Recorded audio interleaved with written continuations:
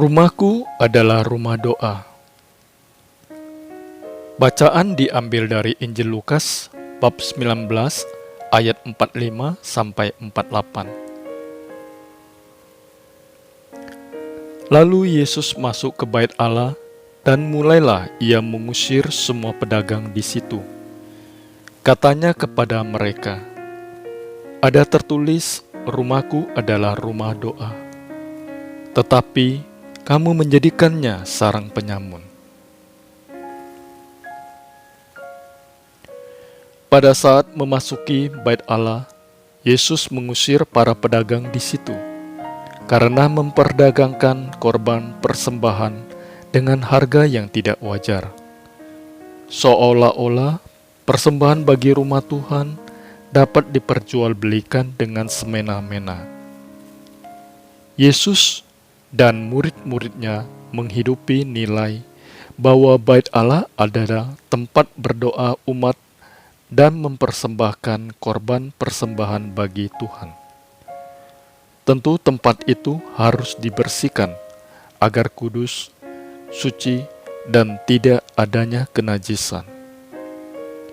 Bait Allah mengingatkan aku akan perkataan Rasul Paulus bahwa kamu adalah bait Allah. Dengan menyadari diriku sebagai bait Allah dan Roh Allah berdiam di dalam diriku, maka selaiknya aku menjaga kekudusan diri, menjauhkan diri dari kenajisan dan kebohongan dalam menjalani hidup ini. Dahulu aku sebagai pribadi yang suam-suam kuku. Aku mengimani Yesus sebagai Sang Juru Selamat, Sang Guru, tapi aku tidak menjalankan segala perintahnya dengan setia dan taat.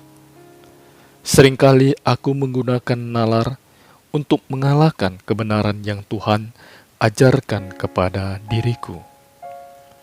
Aku mengabaikan kesempatan yang ada di dalam hidup ini dengan kenajisan tingkah laku dan kebohongan yang aku lakukan.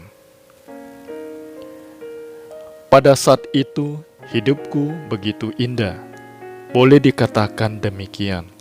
Semuanya tercukupi, tidak adanya kekurangan apapun.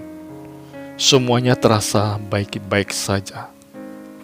Sampai suatu ketika aku mengalami penderitaan yang sangat berat dengan berpulangnya anakku yang aku sayangi ke pangkuan Bapa. Hidupku menjadi terasa hampa, separuh jiwaku hilang, sehingga hidupku tidak berarti lagi. Aku bersyukur mengalami begitu banyak proses pembersihan diri, sampai akhirnya aku menemukan jati diriku sesungguhnya. Aku menemukan cinta Tuhan yang begitu besar dalam hidupku. Aku bersyukur karena aku boleh berbicara dan berdialog dalam doa secara langsung dengan Tuhan seperti seorang sahabat.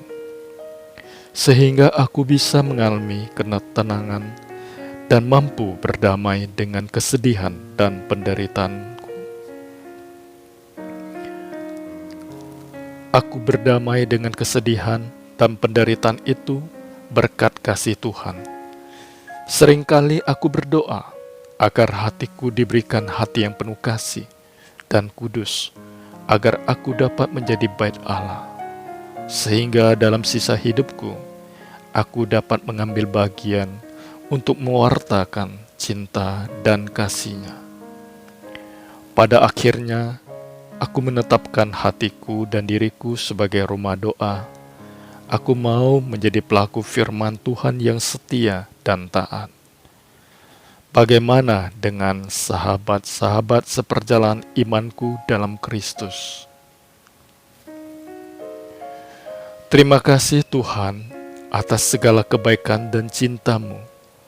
Aku bersyukur karena aku boleh mengalami banyak hal yang Engkau ajarkan secara langsung pada diriku, sehingga aku dimampukan untuk melewati masa penderitaan yang harus aku alami. Izinkan aku untuk senantiasa setia dan taat di dalam panggilan hidup ini, agar aku dan semua orang yang aku sayangi dan sahabat-sahabat perjalanan iman boleh mengalami segala cinta-Mu dalam setiap langkah hidup kami. Amin.